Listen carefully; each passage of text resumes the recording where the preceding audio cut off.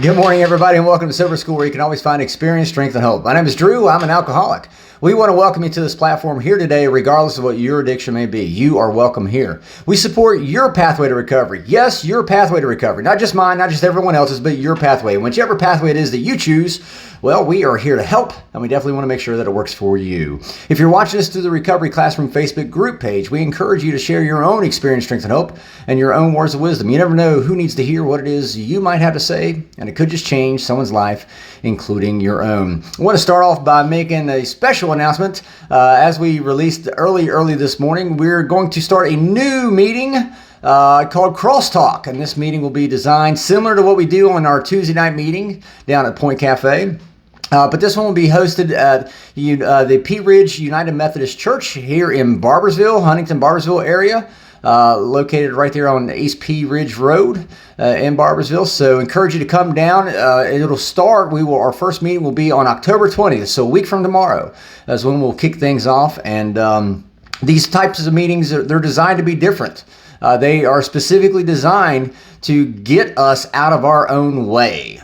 And that's exactly what I want to talk about today. You know, there were so many times I stood in my own way of recovery. There could be times where you stood in your own way of recovery. There could be times that other people who had the best intentions, who meant with their deepest desire to help you, get in your way. They don't do it with malice. They don't do it with, ill intent. You don't do it with malice to hurt yourself. But the problem is sometimes we get so wrapped up in ourselves, so wrapped up in what we're doing, and we miss the bigger picture. And matter of fact, I just had a conversation after the meeting last night, which we had a great meeting last night, by the way. It was a terrific meeting. But after the meeting last night, I was sharing with a fellow alcoholic, and I told him, I said, your single soul only priority, only reason for breathing today and tomorrow and the next is to be sober, is to protect your sobriety. There's nothing else that matters more than your sobriety. And sometimes we tend to miss that, right? Because we get so caught up in the day-to-day activities, trying to do things the right way or what we think is the right way, that we unintentionally end up hindering our very own progress. We end up hurting ourselves unintentionally. Others who are trying to help us, they think they're trying to help us, we think they're trying to help us, they end up getting in our way too. And that can hurt us. In the long run, that can hurt us. At the end of the day, let me share this. No one can tell you how to recover. I can't tell you how to recover. Now, let me stop you. I can tell you how I recovered, right? And if there's some hints or tips or tricks that I might share with you that you could apply in your own life, well then by God, that's kind of the whole point of the whole process of working with others, right? But no one can tell you how to recover because no one else is you. You are the only person that knows you. I am the only one that knows me as well as I know me. And so nobody else, thank God, nobody else came along early in my sobriety, early in my recovery, and tried to tell me how I had to recover. See, that's not the business I'm in. I'm not in the business of telling anybody what to do. I can't control what people do, say, or think. So what would make me think possibly that I can make somebody do something a certain way? What? No, I can't do it. I can't tell you how to recover. I can tell you how I recovered. And my hope, my prayer is that you take bits and pieces from my experience, strength, and hope that I share, and you're able to apply them to your own life. Now, with that being said, I may share something. You may ask me a question. I may share something with you. And you go, gee, Drew, that sounds really cool. Appreciate it. Thank you very much. But I don't think it's going to work. Okay. I'm not going to be upset. My feelings aren't going to be hurt. My pride's not going to be damaged. My ego's not going to be destroyed. No. See, sometimes we will give advice to other people, and when they don't take it, we get pissed off. And we start saying, well, you know what? You're going to fail at your efforts. You're not going to recover fully. One of the things I absolutely hate to hear is when somebody tells another person in sobriety, I'll gladly refund you your misery.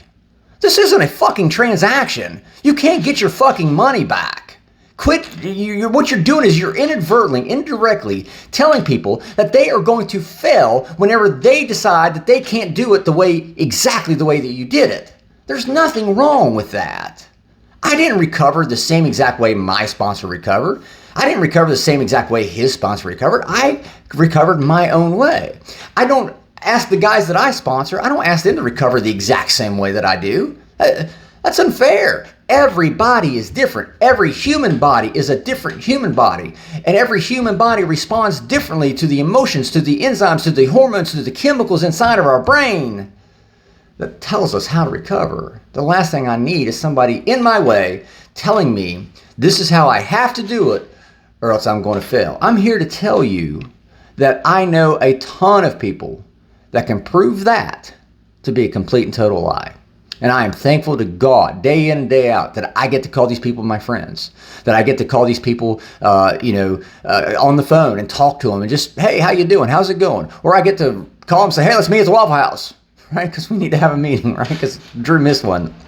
I'm thankful to God that the way that I recovered didn't have to be the same exact way that my sponsor recovered or that his sponsor recovered. Didn't have to be. It doesn't have to be your way either. I will say this. It will 1000% behoove you to listen to as many people as you possibly can that have successfully completed a 12-step program. I'm not saying you have to subscribe to their beliefs. I'm not saying you have to sign the membership card. It's not at all what I'm saying. What I am saying is you can pick up little tricks and tips of how they did it and try to apply them in your own life. And if they get pissed off at you because it didn't work, well, guess what? They need to call their sponsor. You tried it, it didn't work, and that's okay. You may be approached or given a decision or a choice, and you don't want to try it. Okay, if somebody else gets pissed off at you, that's on them, not on you. Your road, your mission is still the same, to get sober and to stay sober at all costs. Willing to go to any lengths, even if it includes pissing somebody else off. With that being said, I'll let you guys go. I hope you guys have a kick-ass Thursday. Apologies for the delay in getting the video out. Work hit me hard this morning, so I'm playing catch-up. Again, I want to thank you guys for letting me come in and share 5 to 10 minutes of your day with you. You guys, you all keep me sober. So I want to thank you from the bottom of my heart for allowing me this opportunity. If there's a topic you'd like to hear discussed, please feel free to drop it in the Recovery Classroom Facebook group page down below. We'll take a look at it, see what we can do. And in the meantime, guys, remember, you cannot get drunk if you don't take that first drink.